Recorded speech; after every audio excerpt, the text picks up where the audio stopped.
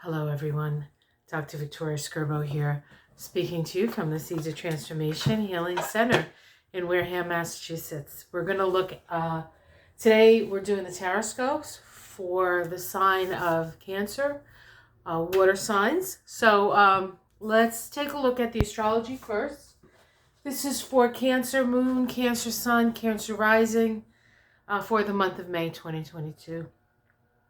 And May starts off with actually on the second day of May, Venus moves into Aries. For you, Cancer, this is your 10th house, right? So we have Venus moving into that 10th house right away. This is an opportunity to show the world what you love, what's important to you, what you value. We do have a Mercury retrograde this month. It goes retrograde on the 10th. As we start the month, Mercury is in Gemini. So Gemini for you, Cancer, is that 12th house. And the Mercury retrograde is going to be happening in your 12th house. And so that 12th house is an energy of the other side. And so you may be getting messages. They may feel a little confusing, a little more confusing than usual for you, because you're usually pretty adept at picking up on those sort of under the surface currents that that Cancer can, as a water sign, can pick up. And of course, that 12th house is the natural house for Pisces. So there's a comfort with the 12th house for Cancer, maybe even more so than, many of the other signs, except for maybe, Pisces and Scorpio. The water signs really do well in those water houses, I think. But there is information coming in, and it may take some concentration. It may take some reviewing of the information coming in to make sure that it's not that the information is not accurate for you, but it may be how you interpret it that may be of issue for you. So just be aware of that. We do have actually Jupiter on the day that Mercury goes retrograde, which is the 10th. Jupiter moves into Aries. And Jupiter moving into your house of, that 10th house of your public standing, authority, brings new energy into your career, into your area of career. So it's a very exciting time, really, for you, Cancer. And it may take a little bit away from, maybe where you like to spend your time, if you like to spend a lot of time at home, or, creating a home or doing homey things. That Jupiter in Aries might be pushing you or luring you, because it's there for a while, not just this month. But you might start to think about maybe going on a road trip or exploring the world, or just opening your world up a little bit more than it has been, which is really good, because for most of us, our worlds have been pretty closed down, for whatever reason, whether it be COVID or the like. So there's that. That's going on. We do have a full moon in the sign of Taurus. Taurus is your 5th house of creativity, relationship, love. It is, the sun is in the 11th house for you with that full moon. So the axis that's being activated is that 11th and 5th house, which is the axis of love. So you may become aware of issues around the love that you give and the love that you receive in these situations. We do have a new moon in the sign of Gemini at the end of the month. That's on the 30th. And that's about, now Mercury is still retrograde at that time.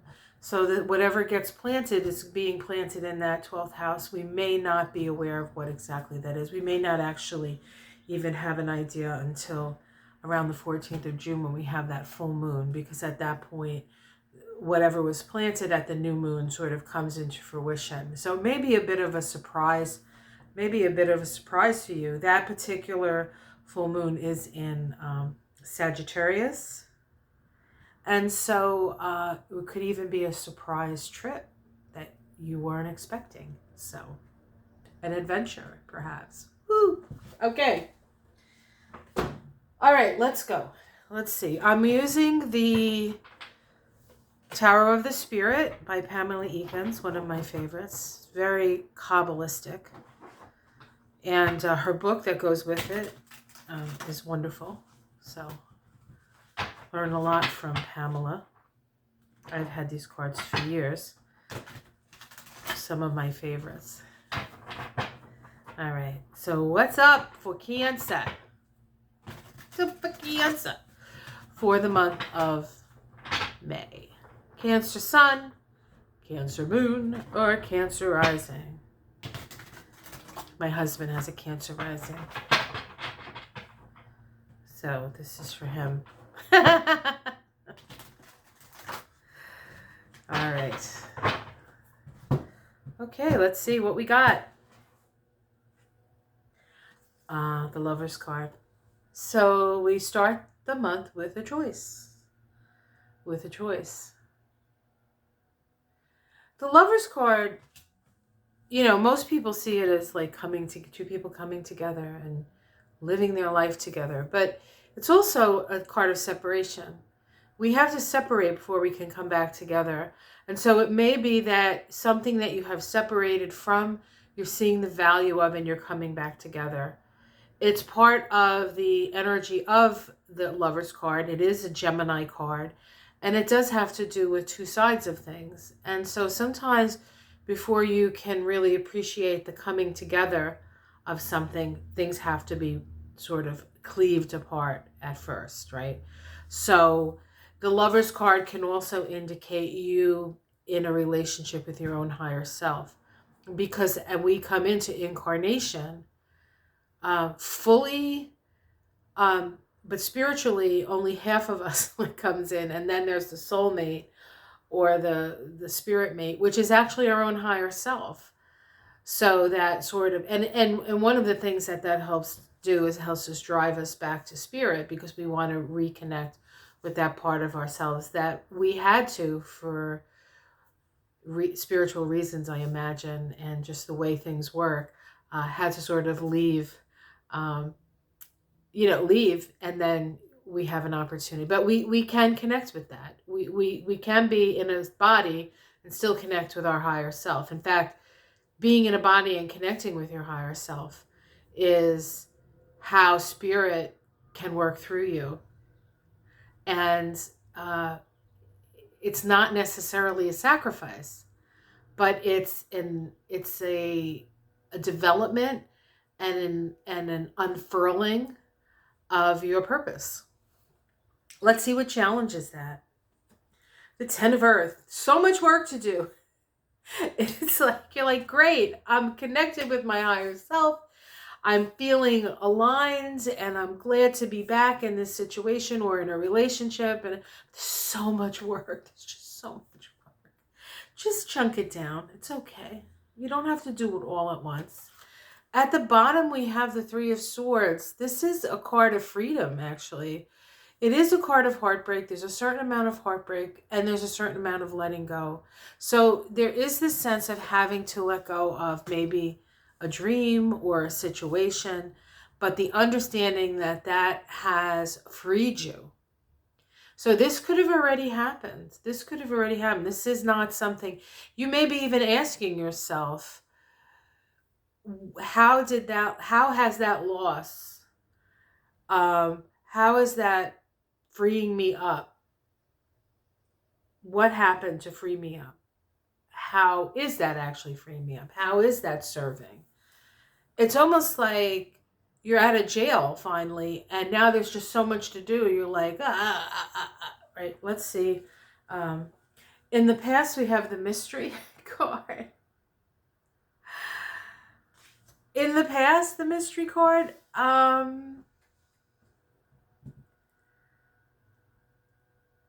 It's almost saying like, it doesn't matter what happened in the past. What matters is what's here right now in the present. That's how I would read that. In the sky, we have the Sister of Winds. This is the truth teller. This is the Queen of Swords, actually. No, actually, this isn't the Queen of Swords. This is the Page of Swords. So this card is the person who tells the truth, says things, no filter, right? You know these people. I married one. And what they do is, in speaking the truth, they things sort of like blow up. But what they're doing is they're bringing light into a situation that would otherwise feel stultified. Let's see what the immediate future is. Yeah, so fear, you're afraid. A lot of people are afraid. Is there reasons to be afraid? Perhaps not. But there's a lot of terrible things happening out there. And it's very easy to get caught up in that. And I think in the case of this is we can't assume that everything is a terrible thing, right? We can't assume that all the suffering is for naught. And there may actually be a little bit of a reason for you to step back from certain things that seem unfair, things that seem victimizing. You want to step back from that. You don't want to necessarily get involved in that respect. How it's seen from the outside, we have the Ten of Fire, which is you seem like you have a lot on your plate. Actually, people see that. They see the necessity maybe for organization or figuring out what it is that you need to work on and what you can just let go of, right? The burden bearer, as it was. In your domestic situation, we have the Nine of Cups, called the Rainbow Mirror. Your home life is actually quite lovely. Interestingly enough, considering the Fear card was the immediate future. So your home becomes, in this case, your home becomes your sanctuary, and you can create beauty in that place, and you can manifest your dreams and your desires in that place. So home may be the best place for you this month. Let's see, hopes and fears. Yeah, the High Priestess. This is knowing. This is the knowing. This is. I guess some people are afraid of what they know or what they think they know or what comes down through them because they have to change or they have to let go. But I don't see this for you, Cancer, as a fear. I see it as a hope. That this sense that everything has its purpose and everything is happening for a reason, for a higher reason, right? Not just to happen and for people to suffer, but there's some sort of higher reason for all of that. I think that's a hope for you. And then we have the Nine of Pentacles, which is success. This is a success card. This is stability. This is the self-made person.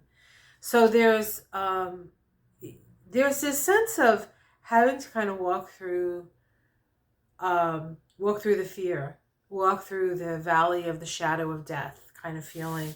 But knowing that despite all of that, ultimately you will manifest that which you want to manifest.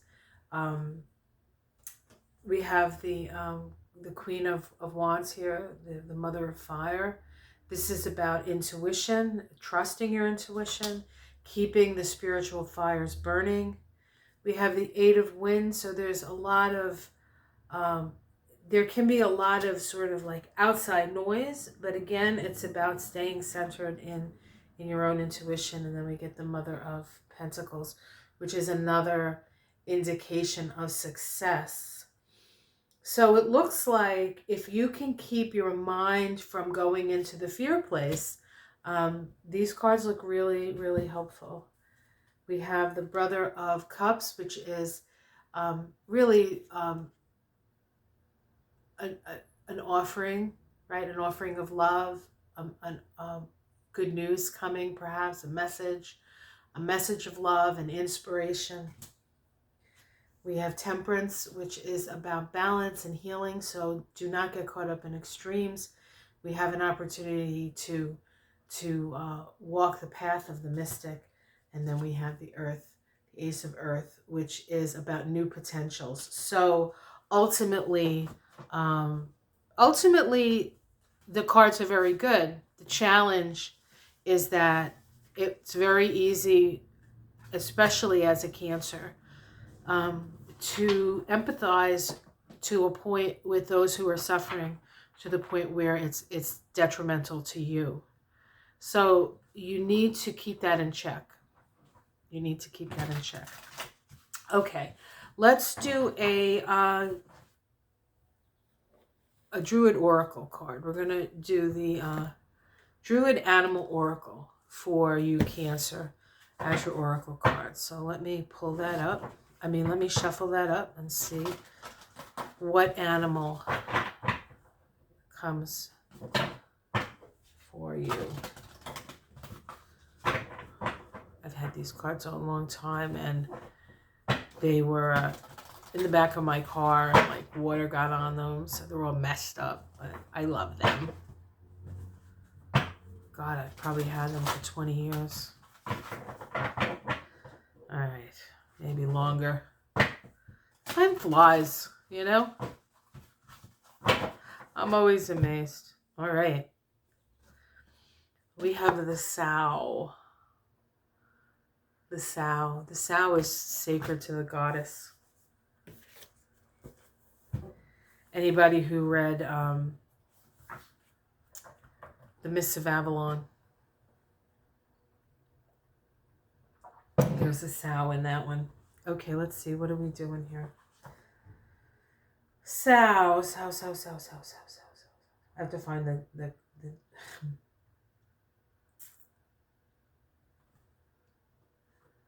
Okay, that's not it. Okay, here we go. Muck. Generosity, nourishment, and discovery. It's a very Cancer card, actually. It's a very Cancer card. Page 86. Let's see what it says. I'll hold the card up for you guys. Okay. Here we go. The card shows a sow with her piglets. In the field behind her we see wheat and barley, and we have been brought to Wales by the divine sow Henwen, the white ancient. On the horizon we see the hill of Tara in Ireland, which was known as Muck Innes, Pig Island, when the Tuatha De Danann changed into the shape of a pig. In the foreground, to the right, grows sow thistle, and to the left, deadly nightshade, which is said pigs can eat without harm. On the ground lies one of the favorite foods of pigs, the nuts of the beech tree. The nuts of the beech tree. I know the beech tree is symbolic of wisdom. So, beech nuts. It says, Muck with her large litter symbolizes abundance and fertility. Drawn upright, this card may mean that you are called upon to be generous, feeling connected to the love of the goddess for all her creatures. You are able to give freely, knowing that you in turn are nourished and sustained by her. Choosing this card, you can open yourself up to abundance that exists throughout nature. You can allow yourself to accept the abundance, knowing that life perpetually renews itself, and you need not worry about or either being disconnected from it. Allow yourself to feast on life, to enjoy its beauties and sensual delights. The goddess is generous, giving to all and renewing all. So this is a very positive card to get, especially with all those swords. The swords are the mind. The mind is your enemy this month. What isn't your enemy is your connection to spirit. What isn't your enemy is your connection to Mother Nature, and what isn't, and your connection to your dreams and your aspirations. The outer world is, in a way, not your responsibility at this time. It has more to do with creating the worlds within and having them manifest on the outer planes.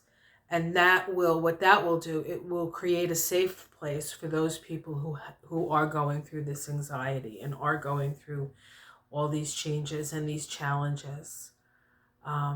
You have created a safe space for those who need solace and healing and love. And so focus on that part of it, and everything is going to be okay. We really are going to be okay. All right, guys, have yourself a wonderful month. Please like and subscribe. Check out my Astrology and Kabbalah of May. And my moon shadows with Ona will be doing we've done the new moon with the new moon in Taurus. Taurus. Love it, love it, love it. My Venus is in Taurus, so. All right, guys. Have a wonderful, wonderful month. Much love, everyone. Namaste. See you next month. Take care.